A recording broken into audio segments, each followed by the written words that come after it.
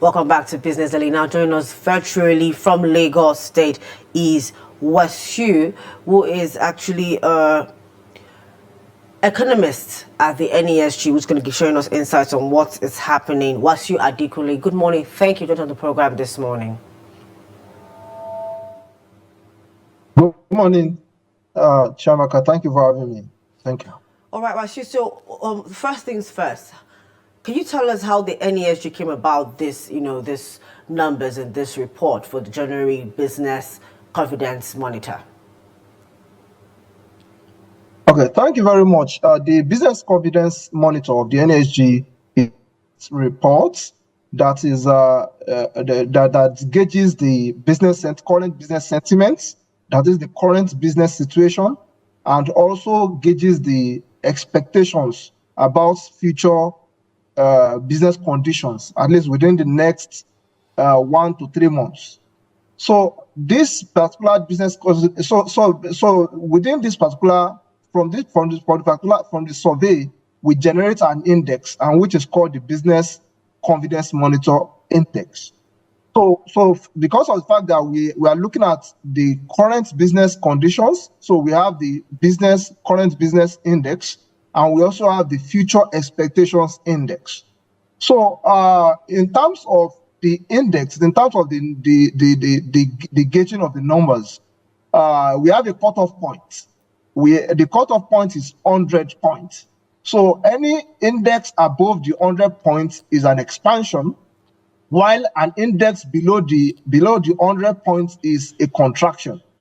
So so in terms of the future business expectation index, so any index above 100 means that the business executives are optimistic about the future business conditions, while any figure below 100 implies that the business executives are pessimistic about the future business conditions.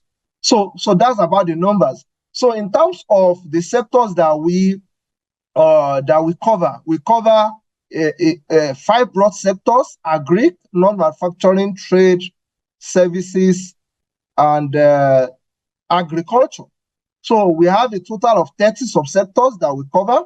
And in terms of location, of survey, we have 3 states: Lagos, FCT, and Kano, being the commercial hubs, the major commercial hubs in Nigeria, and also the seat of government. So which is going to affect the business in terms of the policy environment. So that's that. So but what we felt was that the BCM index, for the current business condition index for January slowed from 112 to 105.8 points in January. So, and this reflects the post festive season drop in consumer demand. As you know, that the start of the new year is marked with businesses paying rents, renewed rents, and also so many people also renew households also pay rents, pay school fees, and all that. So there's a drop in discretionary demand. So that's reflected in that slowdown in the index in January that we have seen. Thank you. But in terms of, just to add, in terms of the future business expectation, so we found out that it's also moderated. And that implies that there is cautious optimism about future business conditions. Even though it's still positive, but it's still saying that the level of optimism is cautious. Thank you very much. Okay, so now this slowdown that you've told us, thank you for your explanation about the whole process. Now, this slowdown you've spoken to us about, is it more cyclical, or can we say it has a deeper structural issues resurfacing? Okay, thank you very much. Just like you have seen, the slowdown was caused primarily by the decline or the sharp contraction in agri and trade. And as you know, that agricultural sector is or let me say the industry players in the agriculture sector complained about high insecurity, so which has caused a lot of displacement, has caused a lot of disruptions in food production.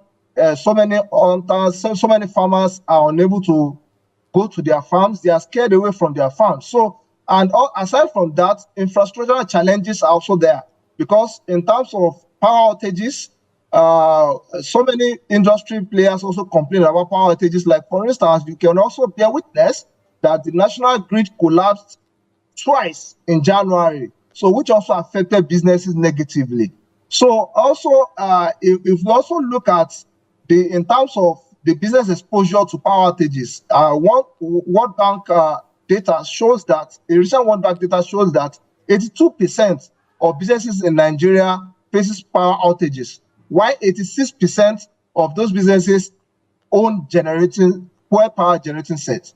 And with the upward adjustment in PMS across the country, notably by NNPC, which reviewed its PMS upward price upward to 835 in Lagos and 839 in Abuja, and these are the places that we also cover in our report. So all of this reflects huge costs or renewed cost pressures, high cost pressures on businesses, which also led to the sharp contraction in those sectors, and also the overall slowdown in the current business conditions. Thank you. Okay, so basically, as you said, sharp construction in the cost of doing business. What can we say actually is the reason why for this, looking for a better word to use, the rise in, because on the program yesterday, we took a look, we just honed in at the cost of doing business report that it actually came out from this entire report. Now, on that note, we've seen that it's become high from about 54 point something points to 99 to 90 point something points. That's over 30 points higher to do business in Nigeria in a short period of time.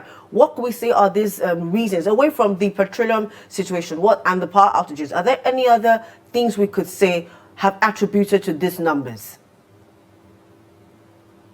Okay, thank you very much. Just like we have seen in the report, one of the drivers of cost, one of the drivers of cost is the current tax reforms, because actually, so many businesses are trying to adjust to the new tax reforms, and in terms of so many large corporates, they are trying to they are incurring some compliance costs. So so as to upgrade their system to adjust to the new tax laws. And also, but most importantly, what happened is that in terms of awareness and the understanding about this new tax laws is still there's still some kind of knowledge gap. Because, for instance, there's a report that shows that just 36% of small businesses only understood how these new tax laws will affect their businesses. But despite the fact that these new tax laws they bring some kind of relief for low-income earners and small businesses, the issue of multiple taxation, particularly at the subnational level, is a key concern for so many businesses, and that adds to the issue of high property costs, rental costs, the issue of increase in PMS pump price, and also the structural constraint, like we have said, in terms of infrastructural challenges, in terms of power outages, and all of those things. So all of this elevated the cost of doing business for so many across sectors in Nigeria. Thank you. All right, now, so let's take a look at the things and the key drivers for this report. When this report was brought out, and you said new tax reforms, fuel price adjustments, lingering inflation, power shortages, high rents, insecurity, and limited access to finance. These were the reasons for this.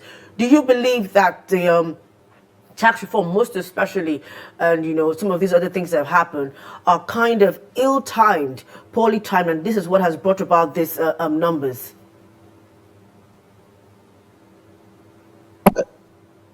Thank you very much. Just like I've rightly said earlier, this is expected. The tax reform started implemented. We started implementing the new tax laws in January 1st.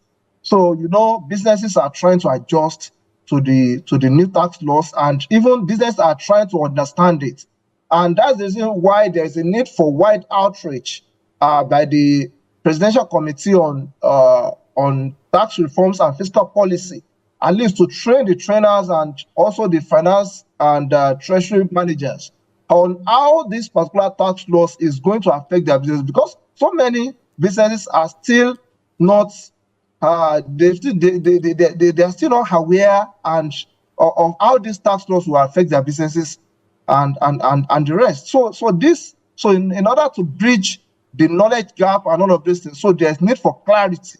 So, and that's what I think the Presidential Committee has been doing in recent times, engaging the stakeholders and trying to simplify all these tax laws. I think with time and with some level of compliance, so the cost pressures arising from the new tax reforms would moderate.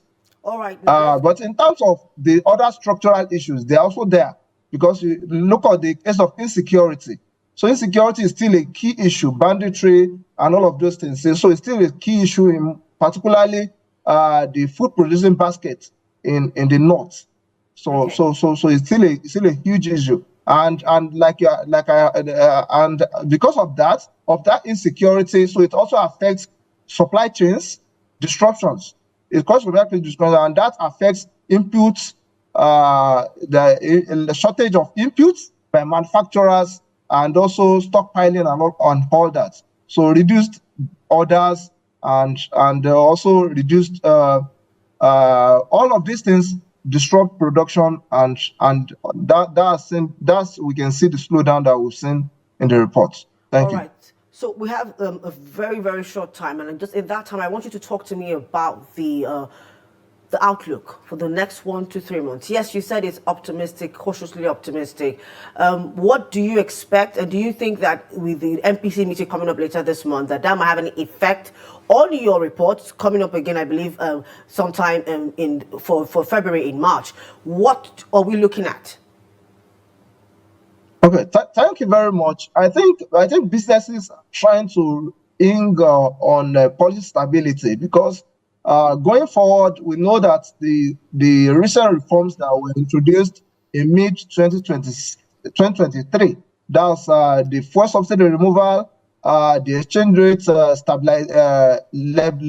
unification and FX liberalization, we can see that these reforms are yielding some kind of fruits in terms of macroeconomic stabilization, which we've seen in terms of easing inflation, exchange rate stabilization, and all that. So we are not seeing the government having a pushback. We are not seeing some kind of reversal in recent time, in coming months or even coming days. So businesses are going to hinge on this relatively stable policy environments to leverage on that for growth and resilience in the months ahead.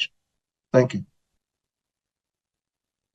That's it. Thank you so much, Wasiu Adekunle, for your insights on helping us best understand the NESG January BCM report.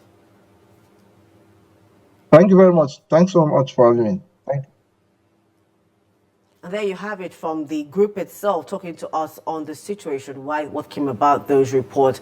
And that's what we've been speaking on the program this morning, the NESG January BCM report. We had someone from the group itself come to explain better to us what brought about these things, how come they came about these numbers. I hope you've been better informed. Of course, get yourself prepared on how to do business and, in the next couple of months, while we wait for more results and, of course, the MPC meeting at the end of the month. That's it for Business Daily this morning. I am Chiamaka Nwanfor. Thank you for staying with us. Bye for now.